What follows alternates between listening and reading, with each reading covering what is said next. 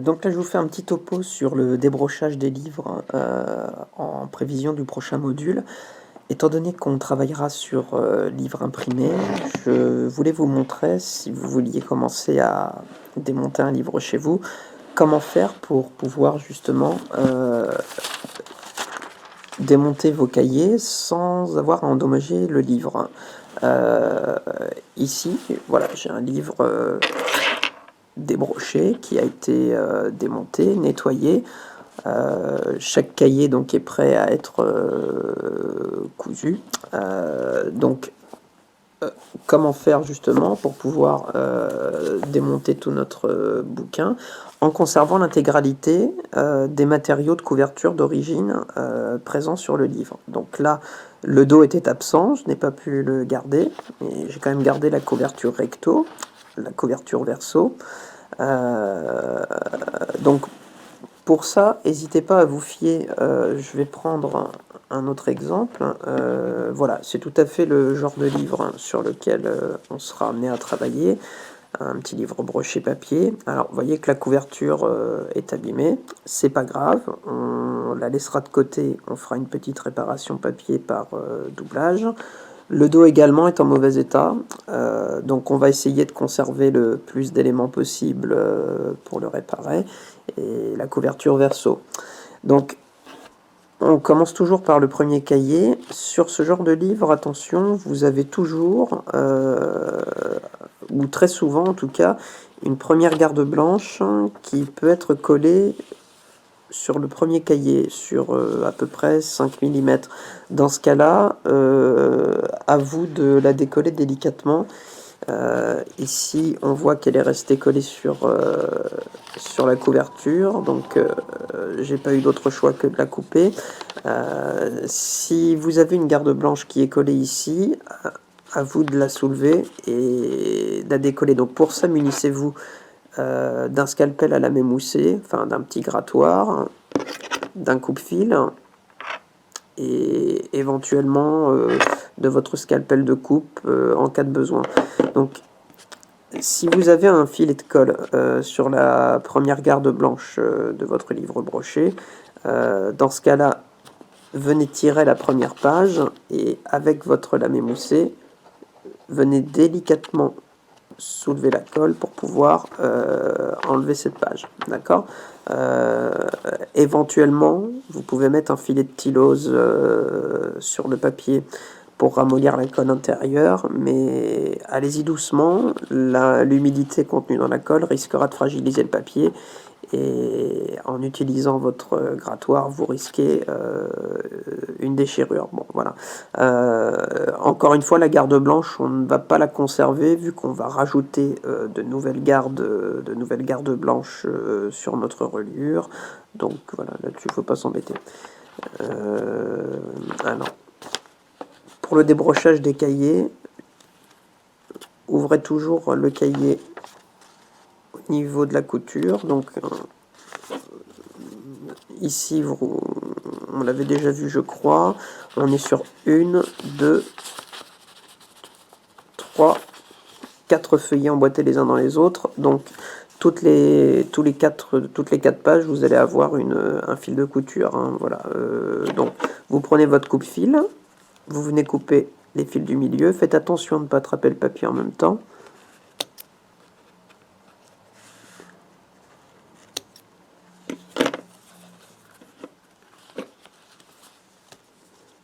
Voilà, celui-là vient tout seul. Donc vous voyez qu'ici, il me reste un léger filet de colle. Ça, ce sera la deuxième étape, nettoyage des cahiers. Pour le deuxième cahier, donc même chose. 1, 2, 3 et 4. Et je tombe sur mon fil de couture. Voilà. Donc, de toute façon, si vous avez un doute, au moment de débrocher le cahier, vous allez voir qu'ils sont tous numérotés. Je ne sais pas si vous en rappelez, c'est ce qu'on appelle donc la foliotation, la numérotation des cahiers. Faites bien attention quand vous allez tirer à ne pas embarquer la page du cahier suivant, sans quoi vous allez avoir une déchirure.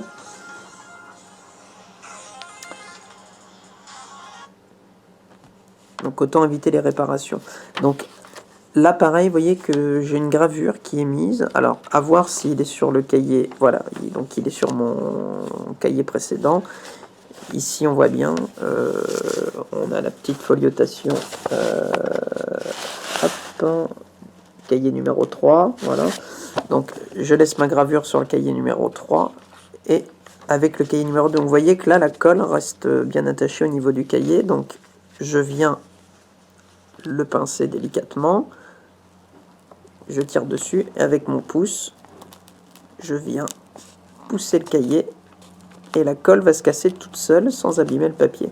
Voilà, ce qui va permettre au fil de s'échapper.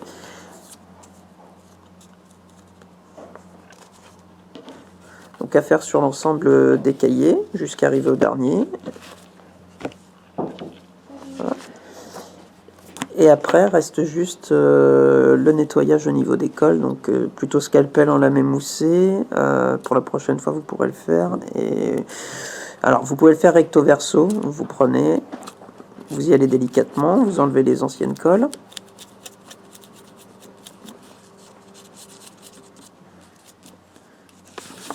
Pareil au verso.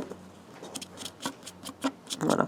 Si vous voyez qu'il y a une colle qui résiste un petit peu dans la grecque, allez-y, bah, vaut mieux la laisser, vous risqueriez une déchirure. Par exemple, là, vous voyez, j'ai un petit filet qui reste un peu.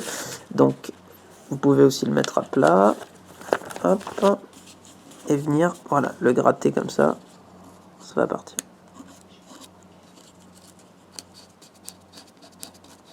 Vas-y, oui. Voilà, donc, hop, une fois que vous avez fait ça sur l'ensemble des cahiers, voilà, vous devez avoir un fond de cahier bien propre, bien lisse. S'il y a des petites déchirures, bah, vous les laissez de côté, on les réparera ensemble. Mais voilà, le but, c'est que tous vos cahiers soient bien démontés, bien propres, avec couverture recto, couverture verso, et le dos éventuellement, si vous pouvez le garder. Le dos, normalement, plus vous allez enlever les cahiers, plus il va se libérer. Donc là, si je continue à démonter mes cahiers, progressivement, en fait, voilà, mon dos va se détacher. Permet un dernier point sur le débrochage. Quand vous avez un dos abîmé, notamment ici, on voit bien que mon dos est cassé sur plusieurs endroits. La question qui va se poser, c'est lorsque vous allez descendre vos cahiers au fur et à mesure, lorsque vous allez arriver à la première cassure de votre dos, le risque, c'est que en tirant sur le cahier, vous embarquiez justement la partie déjà fissurée. Ce que vous pouvez faire avant, exceptionnellement, c'est justement consolider votre dos déjà fragilisé en collant avec de la tylose une petite bande de papier japon très fin ou papier de soie. Donc là, c'est un des rares cas justement où on utilisera de la tylose pour coller un papier sur un autre papier. Sinon, ce sera plutôt à la colle blanche. Je vous conseille des papiers assez fins. Donc alors, on en avait déjà parlé. Bon, vous avez déjà pont de grammage très très léger. Alors l'avantage, c'est que ça vous permettra de garder votre dos du coup une fois doublé. Alors déjà au séchage, la tylose fait que le papier redevient transparent. Et les différentes parties déjà fragmentées sur votre dos, vous pourrez les garder telles quelles. Si jamais il y a des espaces trop importants, notamment pour la lecture du titre, rien de plus facile. Il suffira de réactiver la tylose, d'enlever notre papier de doublage et de réassembler le dos justement de manière à ce que surtout les zones de texte soient parfaitement alignées. Voilà. Donc vous pouvez démonter donc l'ensemble de vos cahiers donc jusqu'au dernier. Vérifiez bien la numérotation. Donc là, comme je vous disais, sur le cahier suivant, j'ai une gravure. Donc vérifiez bien qu'il soit bien soit au début du cahier, soit à la fin du cahier précédent. Dans quel cas, vous risquez de simplement décoller la gravure, qui ici, voilà, n'est tenue que par un point de colle.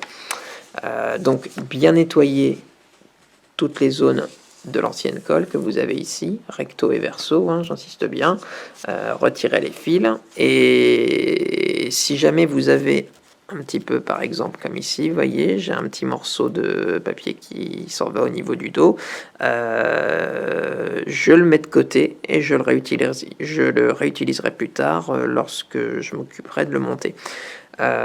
Une fois terminé, vous retomberez sur un bloc texte prêt à être cousu, comme ceci. Donc on pourra éventuellement réutiliser les grecs d'origine.